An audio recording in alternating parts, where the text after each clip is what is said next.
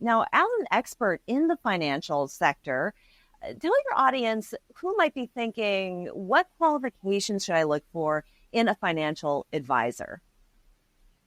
Absolutely. So the first question I tell everybody to ask their financial advisor is, are you a fiduciary?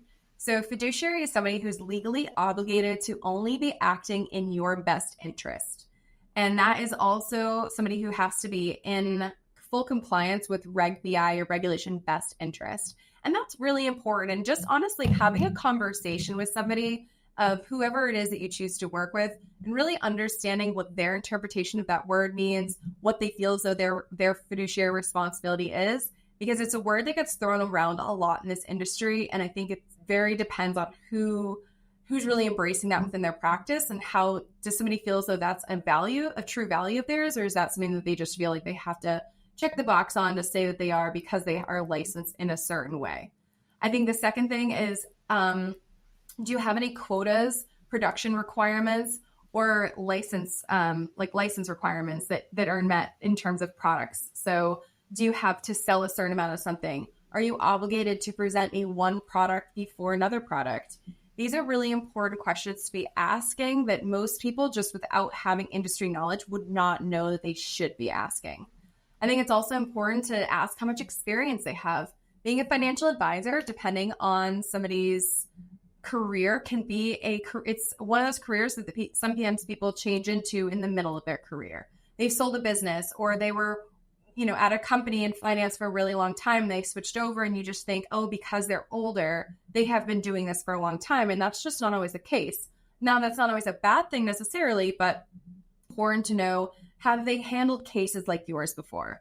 Have they worked through a divorce case? Have they worked through generational wealth planning? Have they gone through somebody that has a disability, a child with special needs, a sale of a business? These are very unique circumstances. And depending on what your needs are, you just want to make sure that you're with somebody that's going to be able to meet those needs. The other thing is, make sure to find out what their values are. What's really important to them? Misalignment in values is directly correlated with what your working relationship with them is going to be. If, having somebody that has communication as one of their top values is going to be so important, if that's something that's important to you. I think that that's also where, you also want to know what their risk tolerance is. And it's a question I actually ask every advisor that joins our team. What is your personal risk tolerance, and how do you manage your own bias of your risk tolerance personally against what your clients is? Because we've had people who come in and they're like, I'm a very aggressive investor, I want to be aggressive. And if they have in the past, we look at what they're into and we're like, wow, you're in a pretty conservative investment strategy. And they're really aggravated because well, I kept telling them I wanted to be aggressive. But if that advisor is personally conservative, that can bleed into what their recommendations are. And that's why at Nightingale, we also collaborate as a team when we're making recommendations. And we have investment specialists that don't know the clients like we do, that are able to help to balance that out and to provide other perspectives while we're making those recommendations. On the other hand, too, I've seen there was one client we had. She was extremely conservative. She was a recent widow, and she was actually very concerned. And her personal beliefs were that there was going to be a large market correction happening. And her old advisor had her in 100% equities. And that was just completely opposite of what she wanted and what her needs were. And also having no other income and having all of her entire liquid net worth into that basket. That was a lot of exposure that she didn't need to be taking.